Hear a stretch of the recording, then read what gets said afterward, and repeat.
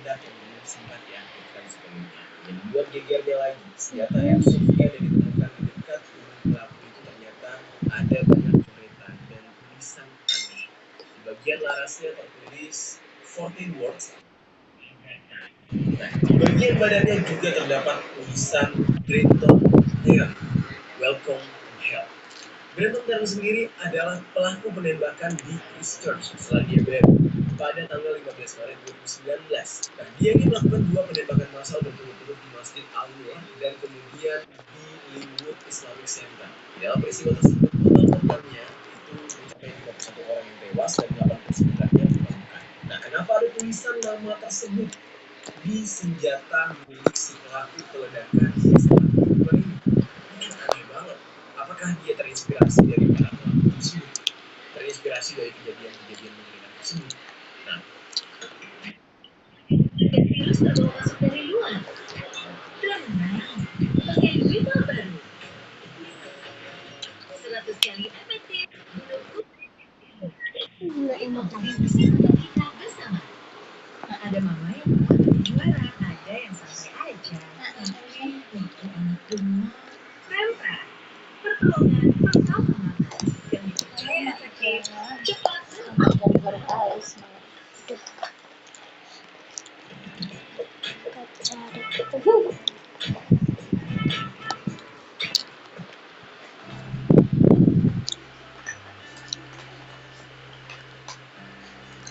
Andrian.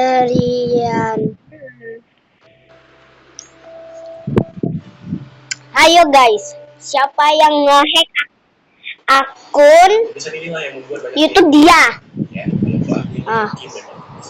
Tanggung jawab guys. Sangat berhati-hati banget buat ngomongin hal ini karena ini kan masih termasuk konspirasi atau dengan kata lain ini adalah rumor. Nah, tapi rumor yang benar-benar kebetulan nggak mungkin lah nggak ada hubungannya.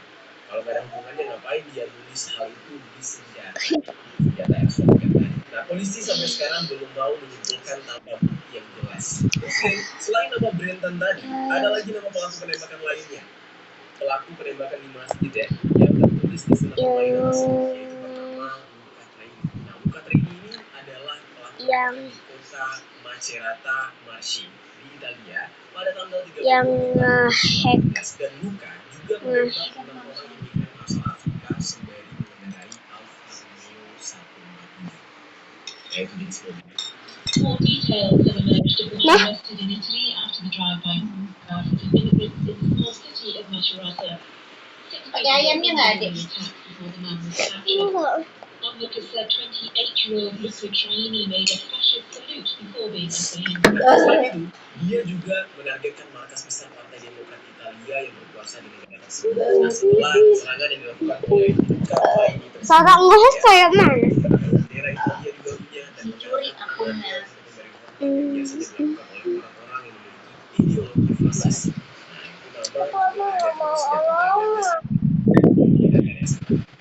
Nah, terus geng, ada nama pelaku penembakan masjid lainnya yang bernama Alexandre Bissonet.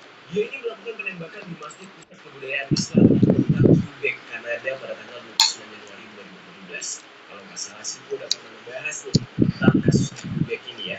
Nah, si Alexandre ini melepaskan tembakan selama sekitar 2 menit setelah sholat maghrib. Insiden tersebut menyebabkan ada 6 orang meninggal dunia dan 5 lainnya mengalami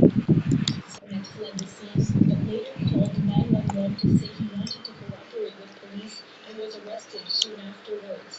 Police initially arrested 2 suspects, but it would soon become clear the sole suspect was Alexandre Bissonet. Nah, jadi dari sini gimana, geng? Sebelum kita teruskan nih ya fakta-fakta lainnya, menurut kalian, menurut analisis kalian lah, kalian bebas beropini di kolom komentar. Apakah di SMA 72 Jakarta, tepatnya di Kelapa Gading ini, benar-benar terinspirasi dari pelaku-pelaku lain? Kalau benar, berarti kan mengerikan banget ya ideologi yang dia ambil, mungkin buku yang dia baca atau film yang dia tonton atau video yang balik lagi. Akhirnya ya beberapa Yang orang hack akun YouTube. kalau sampai si pelaku ternyata mengikuti ya pelaku sebelumnya yang datang dari belahan negara lain tadi yang gue sempat sebutkan. Karena kenapa orang tuanya harus disalahkan ya? Orang tuanya lepas kontrol, lalai dalam Andriana Official. Anu sekarang Andriana Official.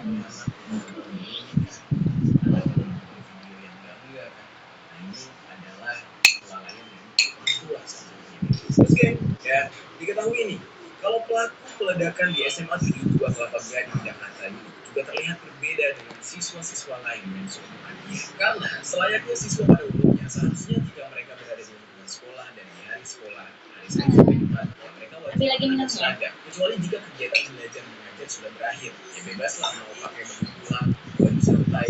Nah, namun si pelaku ini dia menggunakan sepatu celana hitam, Anak yang kaos udah tanpa lengan bisa makan berwarna putih pedes dengan itu tulisan anak kuat. natural selection. Dan pelaku ini terkapar pasca ledakan terjadi. Ya, ditemukan dia terkapar pasca ledakan itu, dan ketika ditemukan di dekat dia itu ada senjata mainan tadinya. Nah, apa ya? Lagi main film action kan?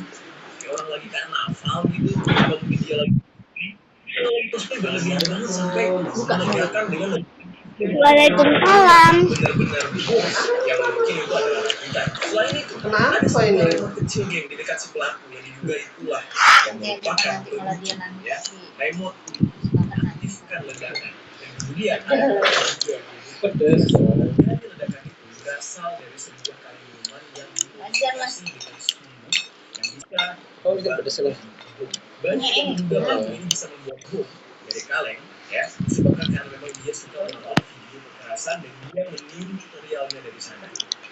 Sangat mudah buat dia mengakses dan mencari tahu bagaimana cara membuat bom dengan alat-alat yang sederhana yang gampang kita Habisin ayamnya nanti ya, cuci tangan ya. ya kan di negara kita tuh semua sumber bahan ya bahan-bahan yang bisa kalian kan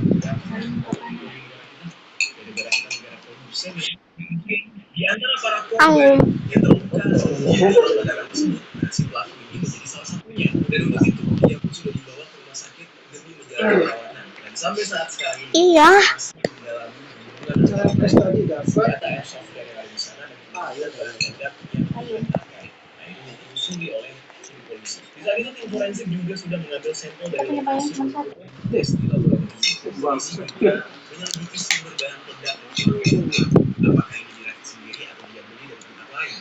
Sementara itu, semua barang bukti sudah diamankan dan dibawa ke Polda Metro Jaya untuk pemeriksaan lebih lanjut. Langkah dari aparat sejauh ini bisa dikatakan cepat banget ya. Mereka benar-benar tidak mau kecolongan dan setiap temuan langsung diperiksa dan diverifikasi. Di sisi lain, banyak juga warga dan netizen yang mulai berspekulasi soal motif dan latar belakang pelaku dan yang mengatakan ia adalah pembunuhan mental, ada juga yang menduga karena mengalami media sosial dan Wow. nah, kita kan pernah membahas Ada satu lagi sayang. karena orang-orang itu terlalu banyak main game ya contohnya kayak GTA San Andreas orang-orang pengen game itu ketika dia aplikasikan Iya. kalau nggak akan jelas ternyata yang nggak cuma nah bisa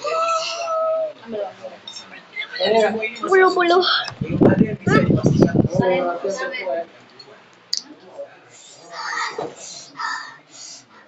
Aduh pedes guys. Siapa yang nge-hack akun dia? Sanuratu Andriana. dari tahu kabar anak mereka pihak sekolah sedang berusaha menenangkan para murid yang trauma. Nah, jadi kalau disimpulkan ya geng, langkah dari polisi sejauh ini fokus di 3 hal utama. Pertama, mengamankan lokasi agar tidak kesusulan. Kedua, mengamankan semua bukti identifikasi penyebab ledakan. Dan ketiga, membuka siapa dan apa motif kembali insiden ini. Dan dari perkembangan